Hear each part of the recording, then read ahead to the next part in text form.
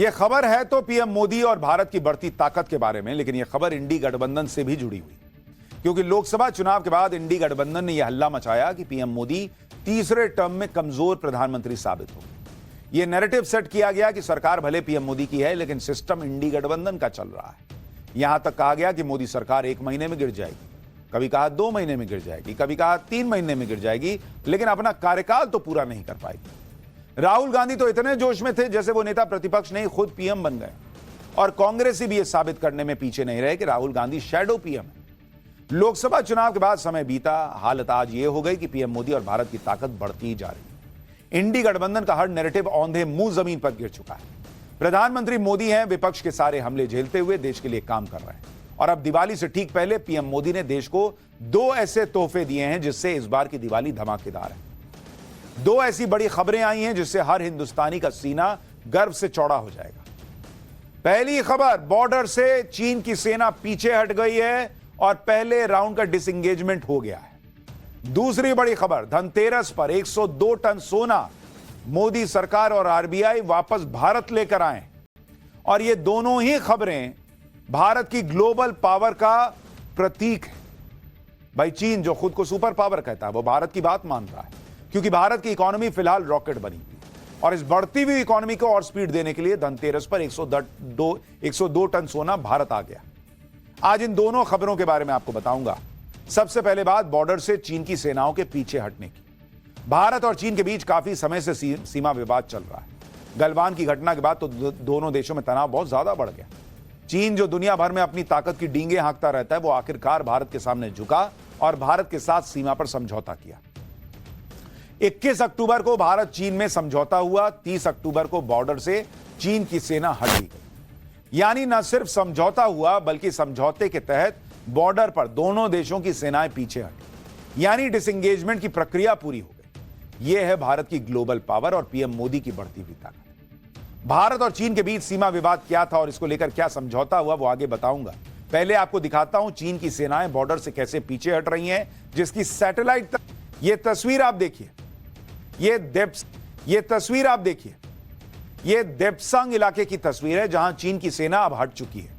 आप देखिए 7 अगस्त को, बाईं तरफ की तस्वीर 7 अगस्त की है, जब चीनी सेना का निर्माण दिख रहा है, और 25 अक्टूबर को यहां पर कोई निर्माण नहीं दिख रहा, यानी चीन ने सारा स्ट्रक्चर वहां से हटा लिया।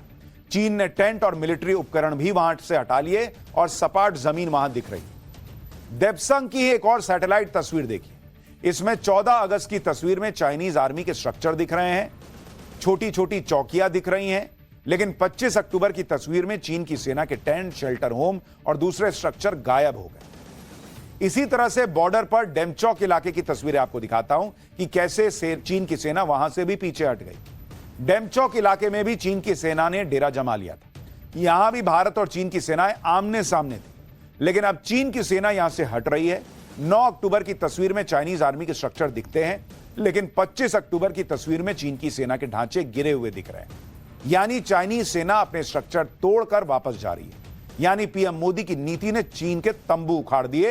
ये उसकी तस्वीर है। इन दोनों ही इलाकों से सेनाओं के हटने की प्रक्रिया पूरी होने के बाद भारत और चीन की तरफ से बयान भी आ गया। चीन ने कहा कि भारत और चीन की सेनाएं व्यवस्थित तरीके से समझौते के प्रस्तावों को लागू कर रहे हैं और संबंधित मुद्दों के समाधान पर पहुंच गए। वहीं भारतीय सेना से जुड़े सूत्रों के मुताबिक दिवाली पर दोनों देशों की सेनाएं एक दूसरे को मिठाई भी खिलाएंगी। गजब फ्रेंडशिप चल रही है भाई। यानी विवाद का समाधान हो रहा है। भारत के लिए यह बड़ी बात है, क्योंकि अब बॉर्डर पर जो तनाव था वो कम होगा और चीन के साथ बातचीत से संबंध सुधारने पर भी जोर रहेगा। आपको यह भी बताता हूं कि भारत और चीन के बीच किन किन इलाकों में पेट्रोलिंग को लेकर विवाद था और इन इलाकों से कब कब सेनाओं की वापसी हुई। जैसे दौलत बेग ओल्डी, यहां विवाद था, गलवान में तो था ही, पैंगोंग, हॉट स्प्रिंग, इन 4 इलाकों से चीन की सेना 2022 में हट गई थी। देप्सांग और डेमचौक, यहां से सेना हटने का काम आज ही कंप्लीट हो गया है। जब भारत और चीन के बीच समझौता हुआ तो कई लोगों ने यह भी कहा कि समझौता होना अलग बात है, उस पर अमल अलग बात है। यानी यहां भी पीएम मोदी पर डाउट किया जा रहा था। कांग्रेस ने तो समझौते की जानकारी तक मांग ली। सवाल उठाने वाले लोग उस समय हैरान रह गए जब सेनाओं के पीछे हटने का सिलसिला शुरू हुआ। आप देखिए कैसे यह पूरी प्रक्रिया कंप्लीट हुई है। भाई 25 अक्टूबर से सेनाएं पीछे हटनी शुरू हुई। दोनों सेनाओं ने टेंट और शेड्स हटाने शुरू किए। फिर मिलिट्री गाड़ियां और उपकरण भी हटाए गए। पहले दिन 40 से 50% डिसएंगेजमेंट हुआ। 29 अक्टूबर को 90% डिसएंगेजमेंट पूरा हो गया था और आज 30 अक्टूबर को सेनाओं ने हटने का काम पूरा कर लिया। अब आपको दिखाता हूं और बताता हूं कि भारत और चीन में सीमा विवाद को लेकर समझौता हुआ क्या, जिसके तहत दोनों देशों की सेनाएं पीछे हटी हैं और तनाव कम हुआ है। दोनों देश 2020 वाली स्थिति बहाल करेंगे, यह तय हो गया। अतिक्रमण वाले इलाकों से चीन की सेना हटेगी। डेप्सांग के बॉटल नेक में भारतीय सेना जा सकेगी। डेप्सांग के पेट्रोलिंग पॉइंट 10, 11, 11A, 12 और 13 तक एक्सेस रहेगा भारतीय सेना का। चरवाहे भी अपने जानवर इन इलाकों में लेकर जा सकेंगे। चीन की लाख कोशिशों के बाद भी भारत नहीं झुका और आखिरकार चीन को भारत की बात माननी पड़ी। यह है नए भारत की बढ़ती हुई ताकत का नतीजा। आप यह जानकर हैरान रह जाएंगे कि 1962 से 1968 के बीच नेहरू और इंदिरा सरकार के दौर में गोल्ड को लेकर ऐसा कानून बनाया गया कि 1991 आते आते भारत की इकोनॉमी डूबने के कगार पर आ गई। भारत के पास विदेशों से सामान मंगाने के लिए पैसे खत्म हो गए थे। इसके बारे में आगे विस्तार से बताऊंगा, लेकिन उससे पहले आप यह समझिए कि 100 टन गोल्ड का भारत आना कितनी बड़ी जीत है और आज की तारीख में यह गोल्ड कितना कीमती है। भाई जो मैं आपको बता रहा हूं कि 100 टन 102 टन सोना आया है, उसकी अगर आप कीमत देखेंगे कितना गोल्ड आया, 102 टन। और इसको अगर आप केजी में कन्वर्ट करेंगे तो यह कितना किलो होता है, 1,02,000 किलो। 1 लाख से ज्यादा, 1 लाख किलो से ज्यादा सोना भारत आया है। और इसकी कीमत कितनी है, इस गोल्ड की कीमत जो भारत आया है उसकी कीमत है, चूंकि अभी कुल कीमत जो है वो करीब करीब 84,048 करोड़ रुपए का सोना आया है। 84,000 करोड़ का सोना आया है। तो ऐसे में अब यह भी समझना चाहिए कि भारत अपना गोल्ड रिजर्व विदेशों में जमा करता क्यों है, पहले ही भारत में क्यों नहीं रख रहा था, और नरेंद्र मोदी ने इस सोने को भारत वापस लाने का फैसला लिया क्यों। देखिए, विदेशों में गोल्ड रखने की एक वजह यह है कि गोल्ड की सेफ्टी हो और इसके खतरे को कम किया जा सके। दरअसल युद्ध, प्राकृतिक आपदा और राजनीतिक अस्थिरता में देश की आर्थिक स्थिति पर बुरा असर पड़ता है। इसलिए गोल्ड के भंडार को अलग अलग देशों में भी स्टोर किया जाता है कि अपने यहां कुछ दिक्कत हो गई तो चलो वहां तो कुछ पैसा अपना है। इसके अलावा अगर किसी देश की करेंसी अंतर्राष्ट्रीय स्तर पर कमजोर होती है तो गोल्ड के भंडार होने से उस देश की परचेजिंग पावर यानी क्रय शक्ति मजबूत होती है। इससे वो विदेशों से इंपोर्ट आसानी से कर सकता है। विदेशों में गोल्ड स्टॉक रखने से महंगाई दर कंट्रोल करने में मदद मिलती है और फॉरेन रिजर्व यानी विदेशी मुद्रा भंडार मजबूत रहता है। इसके अलावा भारत को बैंक ऑफ इंग्लैंड में गोल्ड भंडार रखने के लिए एक महंगी फीस देनी पड़ रही, इसलिए भारत ने इंग्लैंड से सोना वापस मंगवा लिया। बैंक ऑफ इंग्लैंड से इतना सोना लाना आसान काम भी नहीं था। इस फैसले को लेने के लिए इंटरनेशनल प्रेशर से लेकर देश की इकोनॉमी के उतार चढ़ाव को स्टडी किया गया। इसके अलावा सुरक्षा को लेकर कई ऐसे पहलू थे जिसमें रिस्क फैक्टर बहुत ज्यादा था। भाई इतना सोना लेके आ रहे हैं तो सिर्फ फिल्मों में ही कुछ हो सकता है, ऐसा थोड़ा ही है। ब्रिटेन से गोल्ड भारत लाने के लिए दोनों देशों की सरकारों के बीच कई दौर की पहले तो बातचीत हुई। भारत की तरफ से वित्त मंत्रालय और आरबीआई, जबकि ब्रिटेन के वित्त मंत्रालय और बैंक ऑफ इंग्लैंड के बीच कई मीटिंग्स चली। दोनों देशों में फिर सहमति बनने के बाद गोल्ड के ट्रांसपोर्टेशन को लेकर कई महीनों तक प्लानिंग हुई कि भाई कैसे लेके आएंगे इसको। कई पहलुओं को देखा गया। इसके लिए सबसे पहले गोल्ड को ट्रकों के जरिए लंदन के बैंक ऑफ इंग्लैंड से निकालकर एयरपोर्ट पहुंचाया गया।